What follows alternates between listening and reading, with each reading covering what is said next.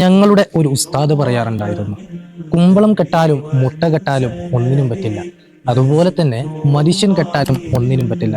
പറഞ്ഞു വരുന്നത്, പല ആളുകളും ഓരോ ദിവസവും ഉപജീവന മാർഗത്തിന് വേണ്ടി പലതരത്തിലുള്ള ജോലികൾ ചെയ്യുന്നവരാണ്. എന്നാൽ ചിലരുടെ ജോലി ഒരു രൂപ പോലും നേട്ടമില്ലാത്ത, എന്നാൽ മലക്കുകൾ കൃത്യമായി തെറ്റായി എഴുതി വെക്കുന്ന ഒരു ജോലിയാണ്.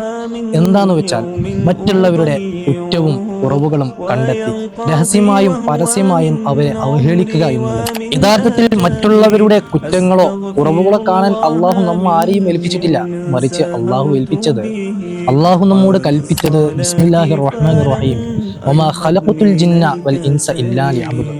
അള്ളാഹുവിനെ ആരാധിക്കാൻ വേണ്ടിയിട്ടാണ് നമ്മൾ പടച്ചിട്ടുള്ളത്. അപ്പോ നമ്മൾ ഒരുപാട് നിസ്കരിക്കുന്നവരാവാം, ഖുർആൻ ഓതുന്നവരാവാം, ദിക്ർ സ്വലാത്തുകളൊക്കെ ചൊല്ലുന്നവരുണ്ടാകാം. പക്ഷേ അത് വേണ്ടതുപോലെ ആകുന്നുണ്ടോ എന്നത് അള്ളാഹുവിന് മാത്രം അറിയുകയുള്ളൂ.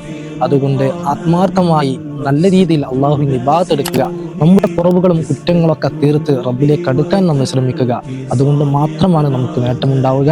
അള്ളാഹു സുബ്ഹാനഹു വ തആല നമ്മുടെ ജീവിതം അവൻ ഇഷ്ടപ്പെടുന്ന രീതിയിലാക്കട്ടെ. ആമീൻ.